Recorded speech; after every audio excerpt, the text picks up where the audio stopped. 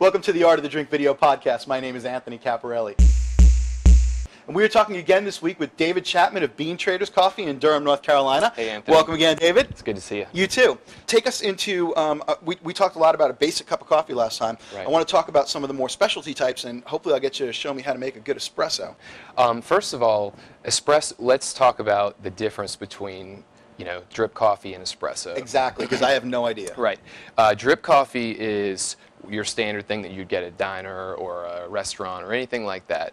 Espresso is prepared through a separate machine, and it's a high potency, small amount of coffee. It's usually about 1 or 2 ounces. A good analogy is the alcohol shot to the beer. The espresso is like an alcohol shot.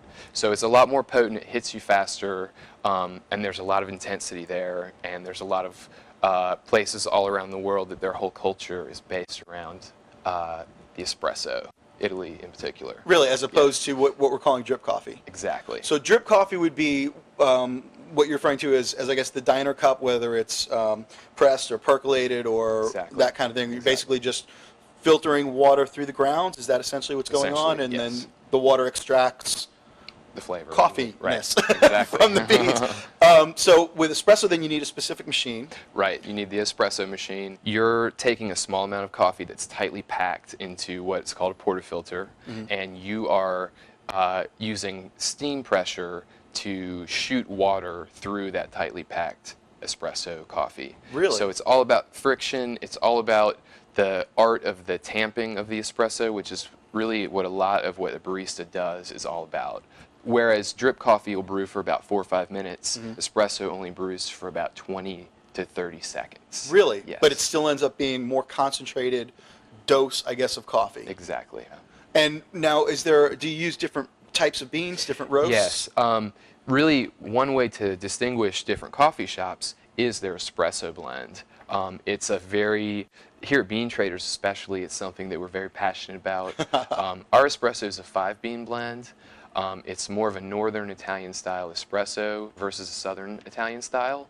Northern Italian cooking and espresso tends to be more flavorful, more complex, a lot of different taste elements going on versus the southern style, which is less complex, but way stronger or darker or cutting.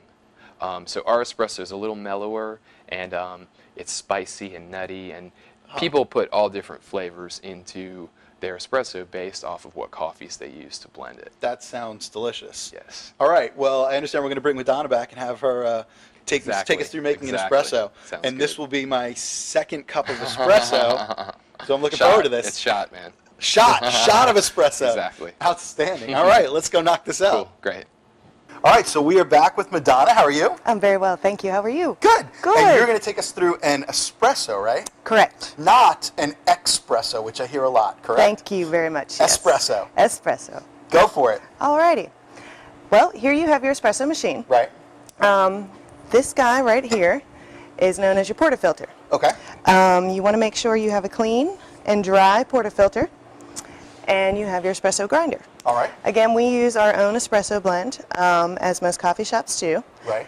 It's the Northern Italian style blend, the 5-bean blend. Your grinder is going to be your first step to grinding the bean, of course, to get it in the filter to pull your espresso shot.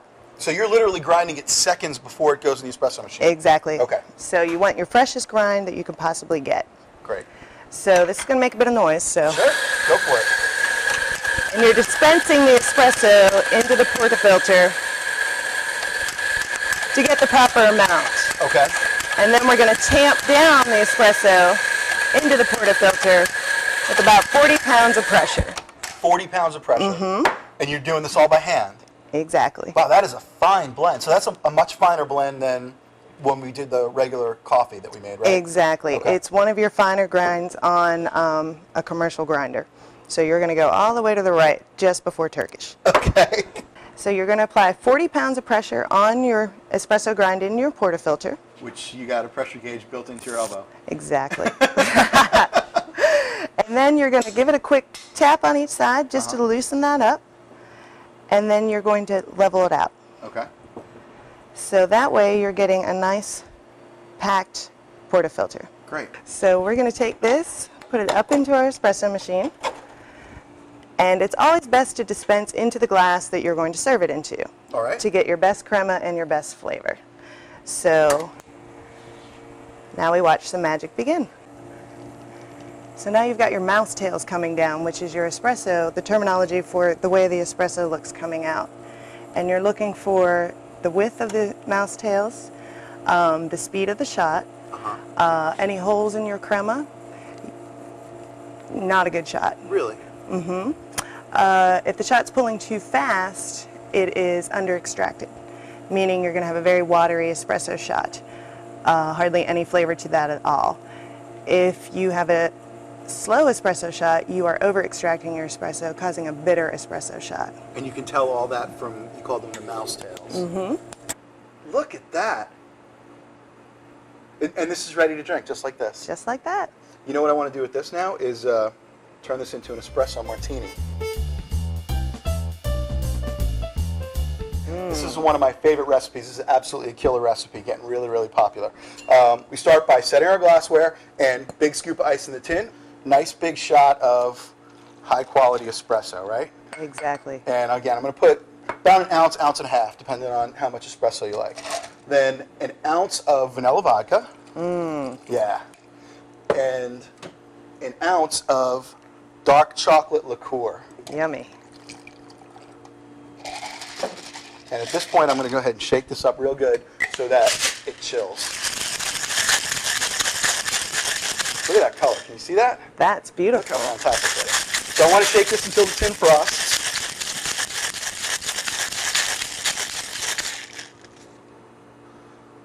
And now... Oh, that smells great. Yeah, you smell that? Now I'm going to add an ounce of milk or half and half. I actually like half and half. Me too. And I'm just going to swirl this around because, as fans of the podcast know, if you shake dairy products, it's going to froth too much, which I don't want. I want a nice, dense martini. So basically, it's a 4-ounce drink. So I had about an ounce of espresso, ounce of vanilla vodka, ounce of dark chocolate liqueur, and about an ounce of half and half. And I'm going to take my martini glass, and I'm going to dip the rim in just a little simple syrup. A little sugar. Or sugar, yeah. And then I'm going to dust it lightly with some cocoa powder. Wow, that's gorgeous. All right, and that's our garnish on that. This gets strained in to the glass. Oh, look at the color. It looks like a cappuccino, doesn't it? Amazing, yeah. And to finish it, 3 coffee beans right on top, just like Sambuca. Oh, wow, nice. All right, and that is our espresso martini. And I can't imagine how good that's going to be with your espresso. Sounds like a good combination. Thank you so much. Oh, thank you. Salud.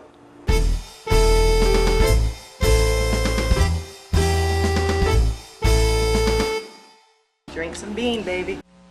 If you want more information on the art of making drinks, visit us on the web at artofthedrink.com. Dude, you got to be filmed. This is unbelievable. All right, there's a million things I want to do now. Oh, we don't have time. So you tell me when you're ready. I'm going to try this. Yeah. Dude, that is awesome.